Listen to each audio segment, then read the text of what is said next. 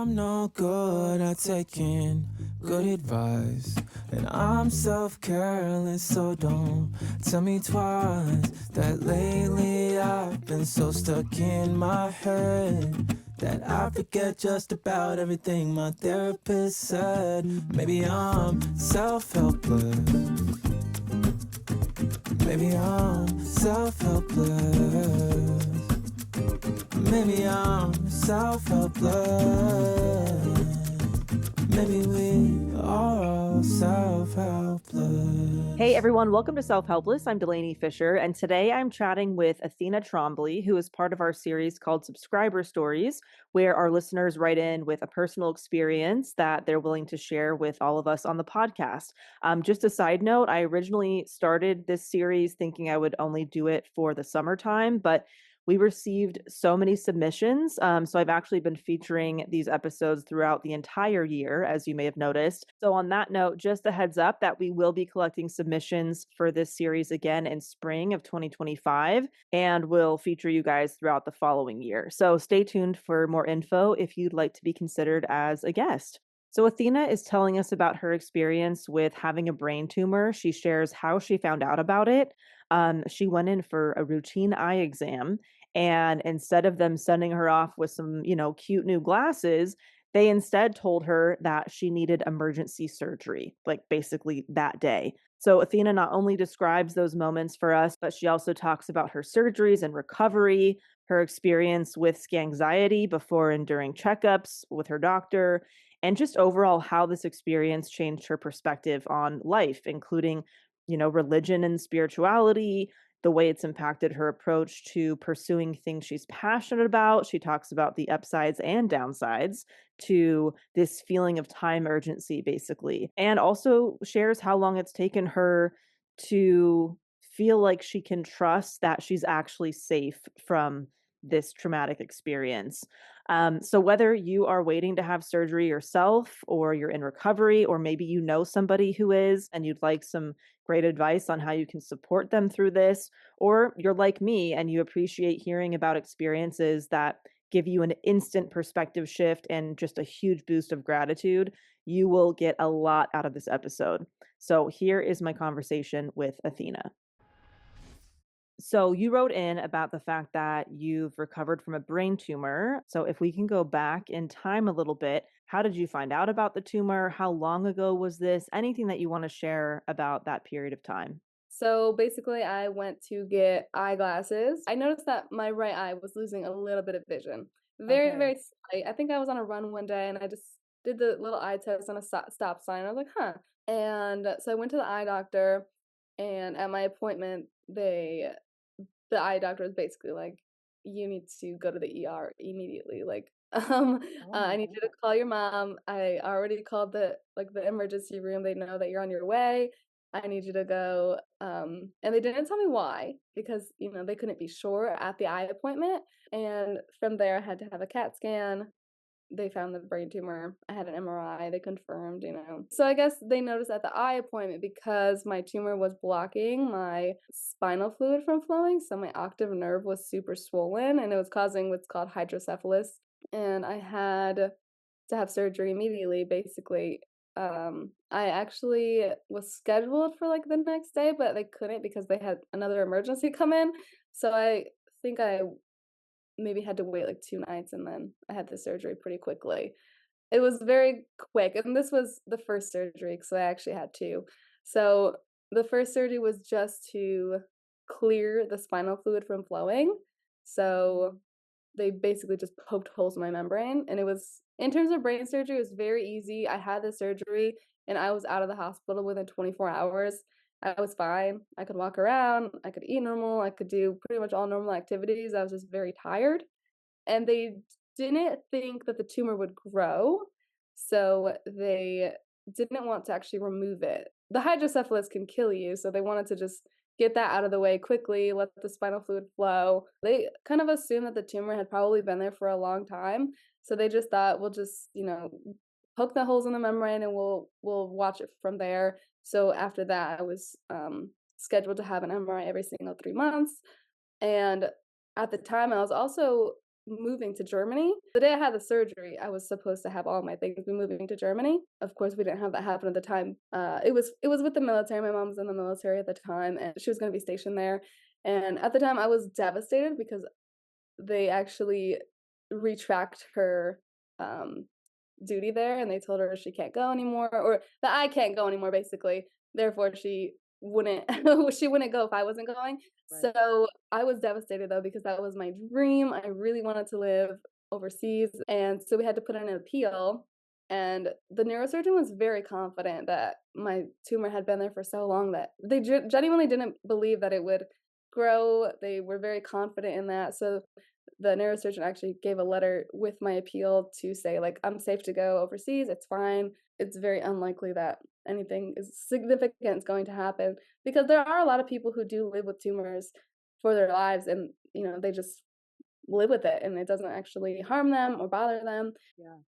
So I did move to Germany. The appeal was approved, and I was so thankful for that. And 3 months later, I had my follow up, and it had grown. The tumor had grown like 8 times in size.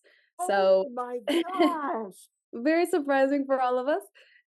Basically, again, the surgeon was like, "You need to have surgery right away. Like, this is basically not safe." But my neurosurgeon, he wanted to do the surgery because he's like the head there, but he was going on vacation for 2 weeks, so I had to wait 2 weeks after he told me that Oh my to have god. my surgery. Why was he so convinced that it wasn't gonna grow and all of a sudden it's 8 times the size? Some people will experience fainting or seizures, etc. And I had no other symptoms other than some vision loss. So maybe it's the fact that he just assumed it had been growing for a very slow amount of time, considering maybe I didn't have something. I don't actually know why he Right. didn't think that. I guess the other thing is it's a very rare tumor.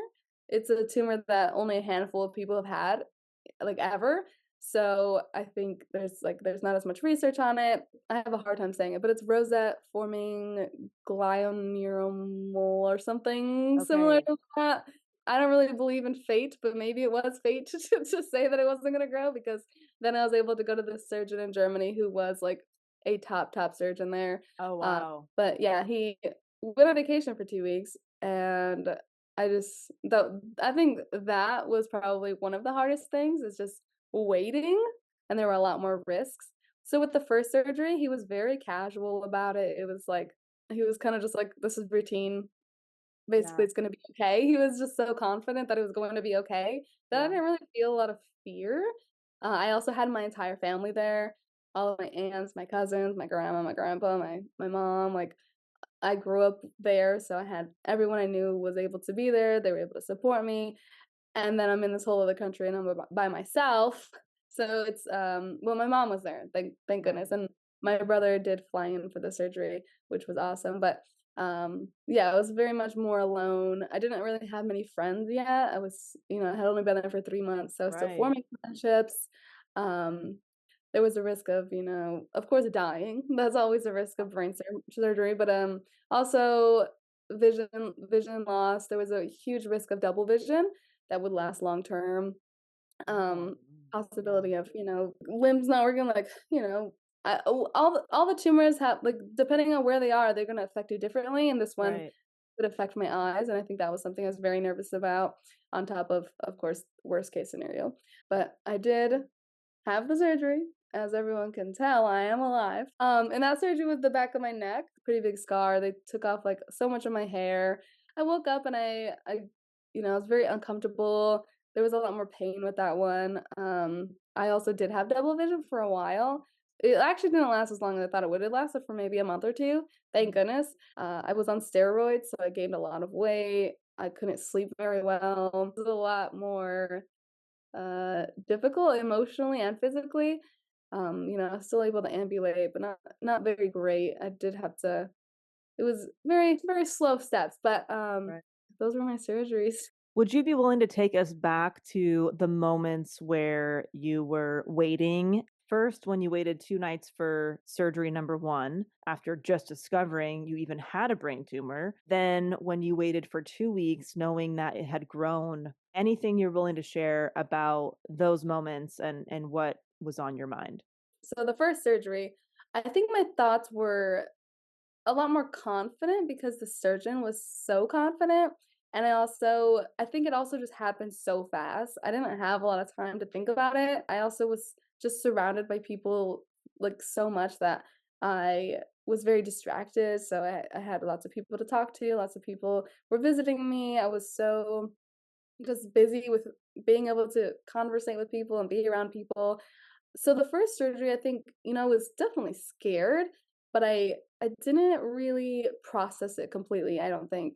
And I also just didn't research much of it because I don't like to do that. And with the second surgery, he was so sweet and just a genuine, like, he's just so genuine. Like when he told me and my mom that I had to have the surgery, like even he was teary-eyed. Like it was just so sweet.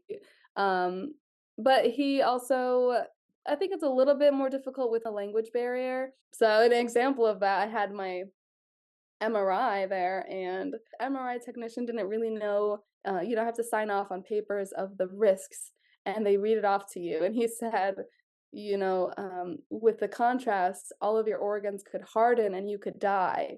And I had Oh, to sign off on paper to say that that was okay. And I was like, but it was one of those things that was actually like really funny at the time because I was like, seriously, like right. that is the worst thing Maybe you could read off a couple different risks first. leave Whisper that that one one. off. Let me read it. Let me read Jeez. that one myself. Oh my I'll Google God. Translate it. Yeah. But it's little things like that. I mean, it also just made it more hysterical because I was like, it's like no one would ever say this Right. in that Right. way. And I Oh know my he obviously didn't mean it. It was also funny because he had like the most like stern face. Thankfully, it was not my first MRI. I had had so many before that, so yeah. I wasn't as concerned. But like little things like that can make such a difference when Right. you're Right. having a surgery. It's like not everything is gonna be articulated the way that you need it to be. Yeah. At the time, I was very much I'm not religious right now. At the time, I was. So I was leaning a lot on praying and going to church. I remember specifically, I don't know, do you know the Shawn Mendes? I forgot what the song is actually called, but it's like, "Please have mercy on me, Oh yeah. easy on my heart." Yeah, Yes. but I would, like, sing that all the time. Shout out to Shawn Mendes for getting you through, huh? He got me through, he did. I was Wow. so sad. I mean, the thoughts that went through my head during that time was just I was just scared. I was scared, I was sad. I didn't want to die, obviously, so that was my biggest concern. I mean, I remember crying to my mom just saying, like, "I don't wanna die, I don't wanna die," and I'm picturing that now, I'm like, as a mom, I can't imagine your kid saying that to you, but it was so hard. I just tried to stay distracted. I think the biggest thoughts was just surrounded with facing the fear of leaving Earth when I wasn't ready. Again, I was 18 at the time, so I'm 26 now, and yeah, it was a lot. It was very very emotional. And I do smile a lot and I do laugh a lot as I talk about these things because that's just how I get through anything in life. But I was very sad and it was very, very hard at the time. When you would think of the possibility that you may not survive the surgery, what was your perspective on life at that point? Were you reflecting on anything from your 18 years? Were you thinking about your future? Were you in survival mode and not thinking about any of that? Was it a mix of things? Those kind of thoughts came more after the surgery, I would say. I would say before the surgery, I think I mostly just wish I was like with my family. I did have the opportunity to go home for the surgery, but if I went home, then my mom wouldn't be able to be there with me. So I would have all my family, but I wouldn't have my mom, and I'm very close with my mom. She's like my best friend. I did not want to do that. I don't think I was thinking as deeply in that way beforehand. I don't think I was thinking about the regrets that I have or things I wish I had done. I think I was just focused on making it through the day and making it through the next day and making it through the next day and making it through the surgery. After the surgery, I think that's when the real perspective shift came, though. Ever since the surgeries, I think my perspective has completely changed on life and just appreciating it more, appreciating and valuing people more. I think I've always been a people person. I've always valued friendship and family, but after surgery, I just realized like there's nothing more important. There's literally nothing more important than the people that you have in your life or the furry friends that you have in your life. Literally nothing more valuable than the people that you have time to spend it with. No car, no money, no house. It's at the end of the day when you're lying on your deathbed or you're lying on your hospital bed, you don't care about anything but the people that you love and the furry babies that you love. What a lesson to learn at 18. I mean, you hear about a lot of people experiencing these insights later on in life. Did this change your trajectory in any way? Like once you recovered from your surgeries, were there things that you thought you were going to pursue before all this happened that were no longer important to you, or vice versa? Whether it was career related, school, relationships, anything like that. Interesting. I think it gave me a beautiful perspective on life, but I also think it made life a little bit more difficult because now, and I think there's definitely a positive and a con to this mindset, but I think nowadays I'm more just like, like if this isn't making me happy, then I don't want it in my life. I don't want to do it. Like Yeah. if it's a job, I don't want to do it anymore if I'm not happy with it. If it's a person, I don't need them in my life if I'm not happy with it. And I think there are definitely absolutely pros to that, but I think it's maybe been a little bit more difficult to stick to things because I'm just like, no, it's fine. Like, I don't feel happy, I'm just gonna die one day, so I might as well just find something else to do or do something else. I don't even know how to explain the thought, but, like, that's kind of like even with getting through school, because I was in college at the time, luckily I was online, and I did take a break for a while, but it was hard to go to, like, do my classes because I was like, "I'm just gonna die. Why do I care about this homework? Like, I might as well just go have fun instead." And I think that was the con side. But then Yeah, the that flip makes a lot of side is, sense. but of course, the positive is like, "Okay, well, I'm gonna die one day, so I might as well live my full potential and try to find something that I want to do long term and enjoy what I have." So, yeah, I think it really shifted things in a good and bad way. So you're still maybe trying to find that happy medium between being intentional about enjoying your time and not, wasting time on things that make you miserable, but also sticking with the right things for you long enough to let them breathe and evolve, which can also bring a lot of joy. Is there any fear or possibility that a tumor like yours could come back after having a surgery like this? So with my surgery, it's not likely. Okay. So after the surgeries, I had to have an MRI every 3 months for a year, and then after that, it was every 6 months, and it started to become every year, and just this past December, we just switched it, now it's every 2 years. So I'm still have to keep track of it, but of course, the longer we go, the longer it's more likely that it's not coming back. The fear will always be there. I mean, that is the most haunting fear that I could ever have. I do think it gets easier. I used to think it would never get easier. I mean, I think it took me probably until like this past year to hear that I can go 2 years that I was finally like, okay, I might be okay. But I think like before that, like it's like the pain just it does stick with you. It's scary to think about, especially having the appointments. Yeah, I mean, it's very emotional to have an appointment. Every appointment, the most common feeling that I get is usually just wanting to run away. I do not want to be there, which is very, I mean, that's obviously an anxious emotion that's wanting to take physical form inside of me. I don't like to go to my appointments. I hate every aspect of it. I hate MRIs.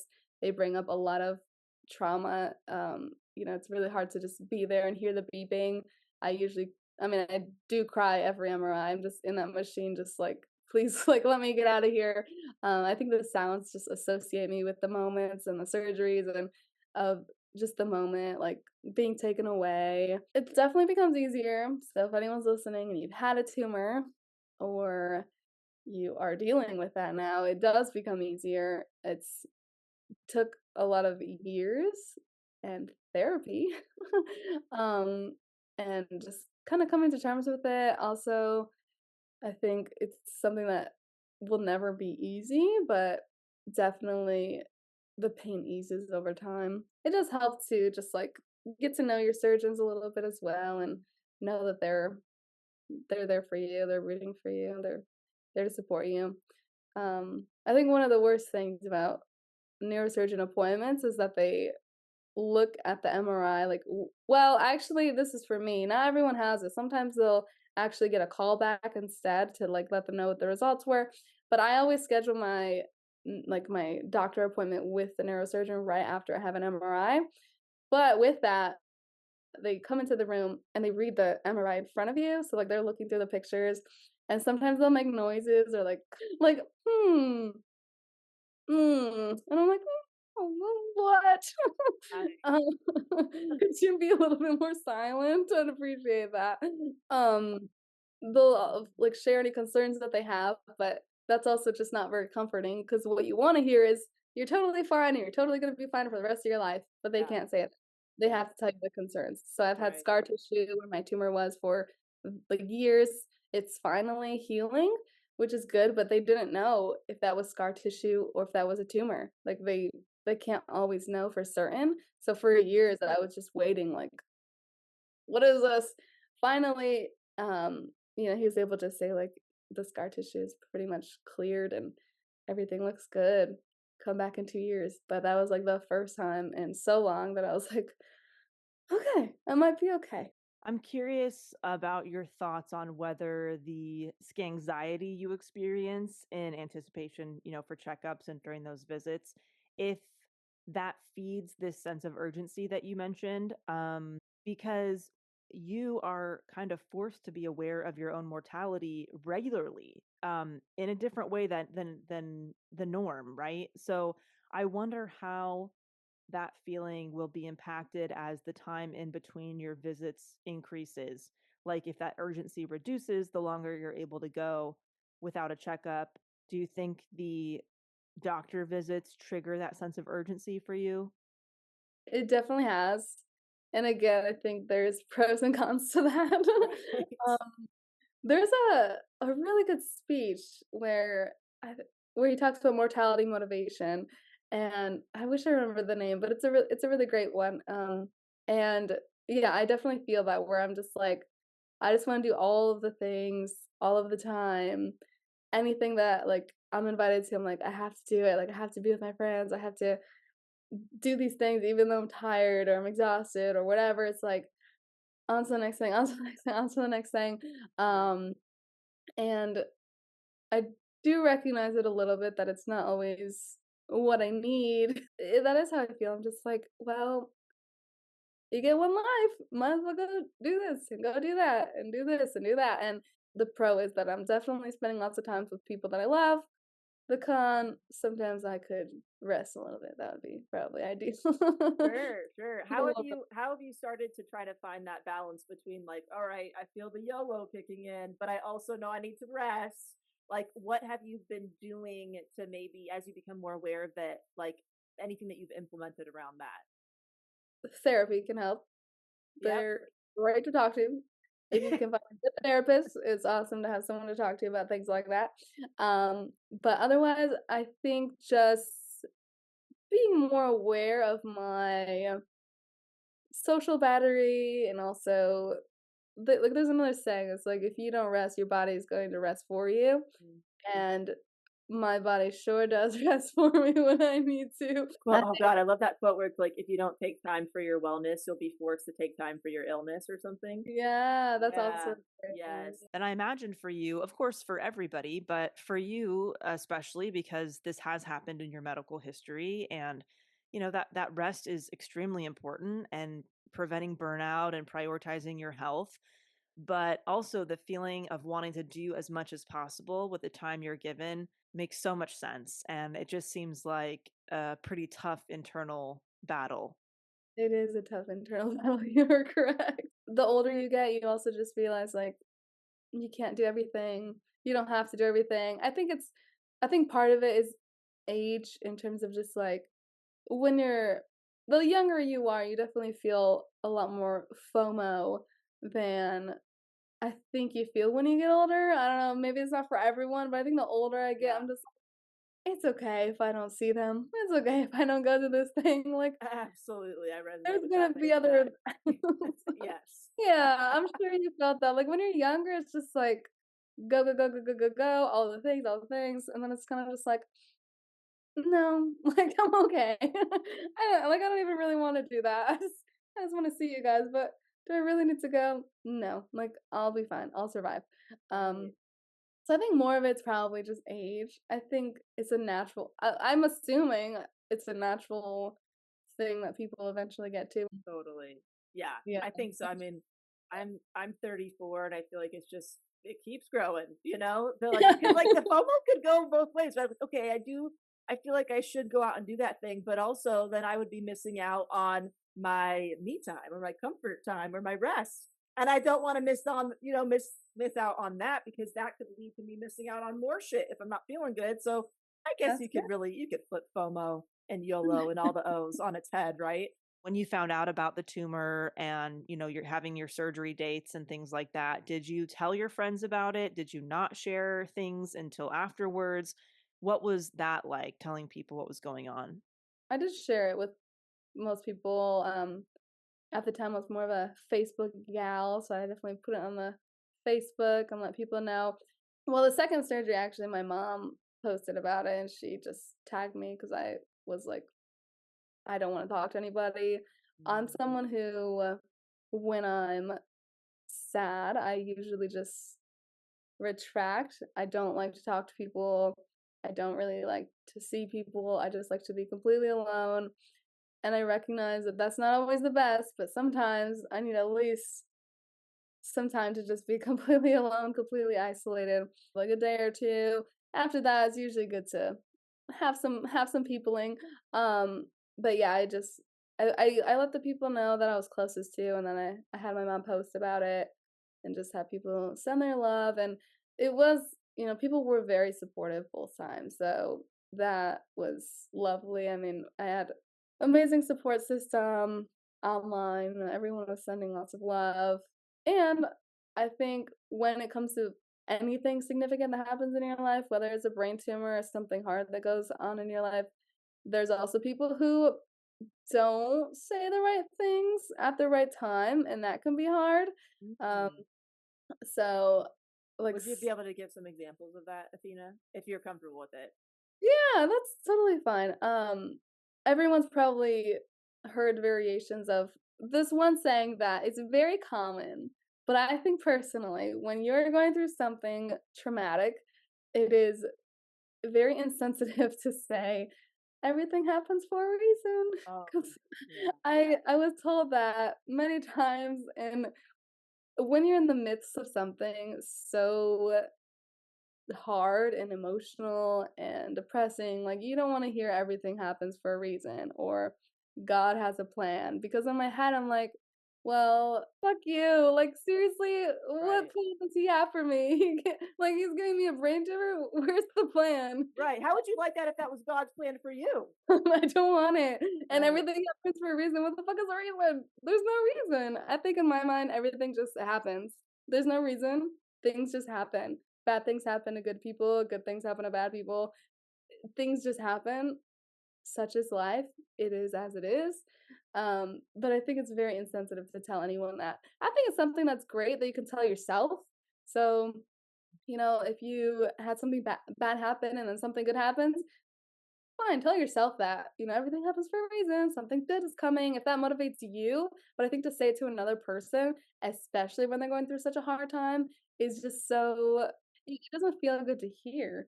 Um, or like, oh, I know what you're going through when and they bring up something that's maybe completely unrelated, like my dog was sick or something. It's like, no, no, Mm. this is not the same scenario. I am like a brain tumor and something that happened to your animal is like very sad, both very sad events, but you don't understand what I'm going through. And you don't need to. You don't need to relate to someone when Right. something bad has happened. You just need to be there. You just need to give them love. You don't need to fix their problems because you can't. unless you're a neurosurgeon. Right. You had mentioned that at the time of your surgery, you were pretty religious. You were relying on praying, stuff like that. And then you mentioned that maybe you're not so religious anymore, which, to some people might find surprising because you survived the surgery. You seem to be doing well. Maybe that would have strengthened some kind of religious belief or something. So, you mind sharing a little bit about that or where you're at with, religion or faith or spirituality? I don't know when or exactly where the mental shift happened. Some people, yes, would probably become like closer to God and thinking like, "Oh, thank you for saving my life." But in my perspective, I was more like, I guess I started to think on it more of like, if there is a God, why would he put me through this in the first place? Like, why did this even have to happen? Why do such terrible things happen? Um, so I think in my mind, it was more like, you know, yeah, maybe people will think he saved your life, but why would he make this happen in the first place? Um, I think I just had a lot of perspective shifts, and I grew up Catholic, so yeah, I grew up believing in God. So I guess it was something also that just it's always something that I believed in. It was always something that was there. It was always something that was comforting. And after my surgeries, I guess I felt a lot less comfortable with it. I felt a lot more just retracted from it, and I I guess I just started to think about it more, I had more perspective on it. I never really opened myself up to other religions because usually when you grow up one religion, you don't learn as much about other religions. And I mean, I started to know people who believed other things. And at one point, my mom joined a Buddhist group. One day I just decided to join, and I thought it was just very comforting because it wasn't a religious group necessarily. Like a lot of the people in the group just practiced Buddhism and appreciated Buddhism. And I really, really enjoyed that. I really enjoyed learning about it. And I was like, this is just so much more peaceful. Like Buddhism is so much more about being present, being here now. Whereas when I grew up Catholic, it's more about like what you shouldn't do, what's gonna happen if you do this. There's hell, there's heaven, and like the stories are also just a lot harder to fathom in reflection. Why did like God flood the entire world and only save two animals of each kind? I mean, in my mind, I'm like, that's not very nice. Like, like ideally, I I consider myself now agnostic, where I'm like, there could be a God, there could not be a God, there could be many gods, there could not be many gods. I don't know. I don't know what there is. I don't think I have to know. I think my point of living and my goal of living is just to be a good person, a kind person. Another saying, leave the world a better place than you found it. My goal is just to be happy, live my life contently as I can, and hopefully whatever God, if there's one up there or down there or wherever he is or she, maybe they will just be happy with that. And I think the thought of religion just became more scary, and then practicing Buddhism was very much comforting. Interesting that, yeah, this experience kind of forced you to question your beliefs and then also kind of catapulted you into what you do believe, which Yeah, is interesting. So the type of tumor that you did have, because it's so rare, do they not know what causes it, if it's genetic? Do they have any information about how it develops? there is research on it. I'm gonna be honest, I don't usually typically research anything that has to do with it. Like, it's not something that is comforting to me. I think some people it's comforting to have to know more about things like that. For me, it's not. I would just rather not know. But from what I know, the doctors have never told me like there's anything genetic of it. It's just something that can grow. It's something that can happen. One thing about it is that it was a benign tumor, so that was, like, very lucky. So benign means non-cancerous, and it's often this kind of tumor is often non it often is benign, so that is something that's a a plus. Yeah, absolutely. You had mentioned Shawn Menendez. Anything else that helped you during those times, whether it was like movies, quotes, books, songs, anything Yeah. like that? Songs, definitely. I think the Shawn Mendes was a little sad, but I had my happy song, which was Katy Perry, "Rise." There you That go. Yeah. that one was, like, more of an upper song. That song was very helpful. I think just talking to people, being distracted, calling people, just I'm a very social person. Like I said, I was making some friends, so I was, hanging out with them, and I did do a little bit of traveling while I was waiting, just to like nearby neighborhoods and things like that. So that was helpful. For a situation like this, it's okay to be distracted. Yeah. um, just the people in my life, I felt very loved. Like you said, that's the most important thing, right? You mentioned the things that maybe you would hear that weren't really helpful, like everything happens for a reason, that kind of stuff. What are some words or things people said to you that you felt was really great to hear? Because maybe somebody's tuning in right now where they do not know how to talk to somebody in their life about what's going on with them, and maybe they can get some hot pointers from you. Yeah. Okay, write down some notes, guys. There you go. um, yes, I'll say one more thing that I didn't like to hear quickly Yeah. is I think this is gonna be different for everyone, but very personally, I did not like to hear "It's going to be okay," which sounds so comforting, but in my mind, I was like, "You have no idea, like, you are not a doctor, you don't know what's going on." So, I think for me hearing, like I think most people that would be very comforting to hear, but for myself, I was just like, "No, like, you don't know anything. Like, how are you gonna tell me it's gonna be okay? You don't know." Um, so I guess that's something that was that's one of those things where it's like, of course you wanna tell people that, and for some people, they do like to hear that, but for me, I was like, "Please don't. You don't know anything."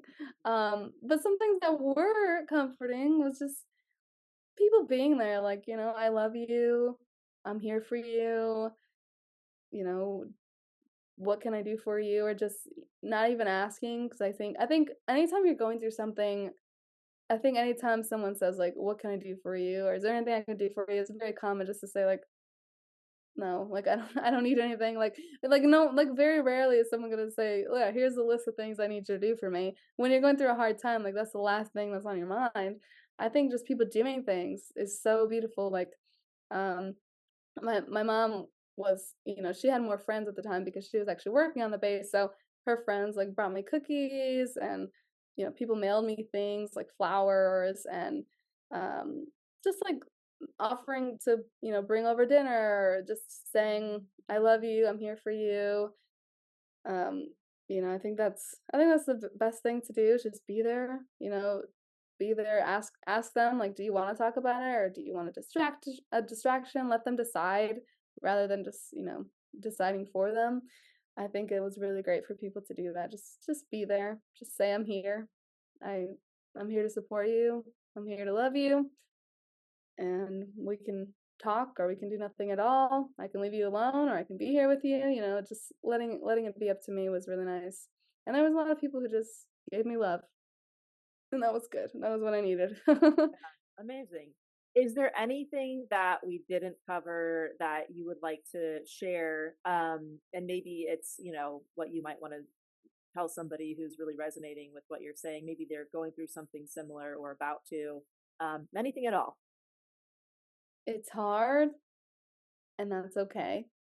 It's okay to go through difficult times. It's okay to hurt. It's okay to cry. It's okay to feel the pain completely and wholeheartedly, and it's okay to not be okay. I think a lot of the times we try to mask how we're feeling. We try to just be happy through the pain or ignore the pain, distract yourself from the pain, which distraction has its pros and cons sometimes, but sometimes we do really just have to be in it and live in it, and it's okay. And it hurts like hell, and that's okay. I think that's the biggest thing that I want to say. It's okay to hurt. Amen. So Yeah. whatever God or spirit you believe in, amen.